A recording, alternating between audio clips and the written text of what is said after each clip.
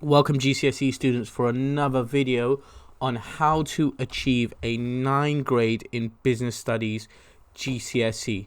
So what we have for you here today is I have a few students last year that achieved a top grade, which is a 9 grade in GCSE Business, and they've come up with 10 tips on achieving this grade, and these are really useful. And if you start putting these in practice now in your lessons, outside the classrooms and wherever you may be, then you are on the right track to getting that top grade. So for the first 3 that we have from these students, your wider business knowledge is key, especially in the 12-mark questions. So what's good in these types of questions is obviously you've got to bring your wider business knowledge into play here. And if you know something about the case study that's not actually been mentioned, so if you know something about a company before, you usually find that question you can bring out some outside knowledge you have about that issue. And this always impresses examiners, and it will definitely help you in getting that top grade, especially on those 12-mark questions. Practice timed questions. I can't stress how important this is, not only for students aiming for a top grade, but every student should be practicing timed questions, especially on the 9 and 12 marks. So if you're looking at a 9 and 12 mark, you're doing it in your own time, it's best to give yourself about 3 to 4 minutes to read through the case study and then plan your long answer question. And finally, referring back to the case study. We all know how important those case studies are in sections B and C for those Edexcel exams, and majority of those marks are coming from the context.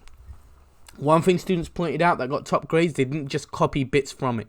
What they did was they thought about how the business could be affected in the future and what you could do to actually use that in your questions.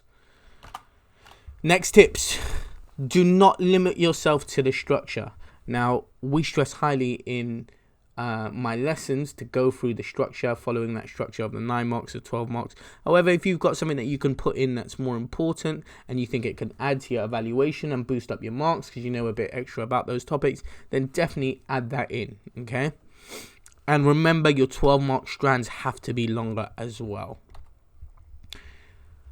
Use a variety of sophisticated connectives that can always improve your actual quality QWC, and it also shows your variety in language as well.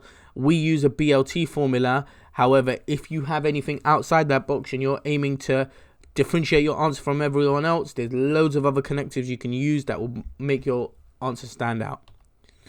One thing that I stress to students as well, and students have picked up on this, is do not always end to decrease in profit or revenue all the time. If it does not link in with your chain of analysis, you won't pick any marks for it. And if it's just an easy way out, then that's something you need to avoid as well. What I find some students do is they write down profit as their first strand and then all the things that the business could do with that profit. And that won't get you marks as well because that's not meeting the demands of the question.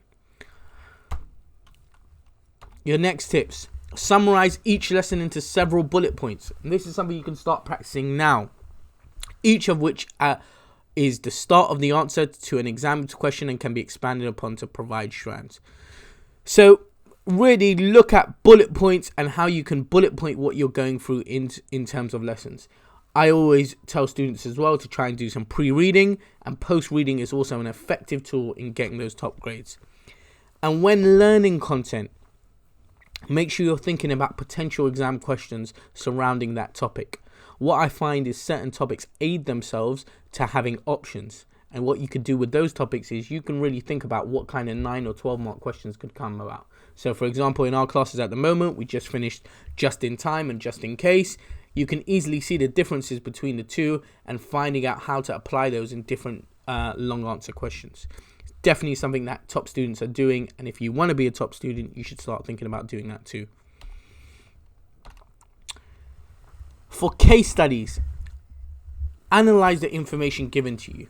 So if you've got something in terms of location, the function of the business, the competition, the threats, really think about what you're actually dissecting from this case study. If you can bring out something different, other opportunities that a business may have, finding out what's going on, thinking about that outside business knowledge again, really helps you not only understand the case study, but apply it to different contexts as well.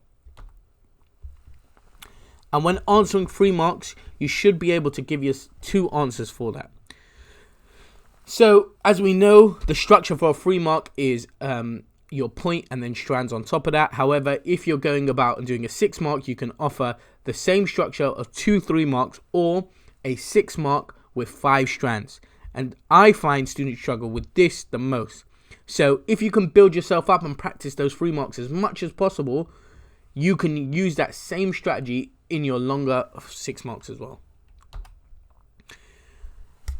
Thank you for watching the video. Don't forget to like and subscribe to this channel. We're going to have loads more tips coming up on how to actually help yourselves in these exams and before those exams as well. And we're going to come up with some revision techniques as well. So definitely subscribe to the channel and make sure you look out for further videos. Thank you again.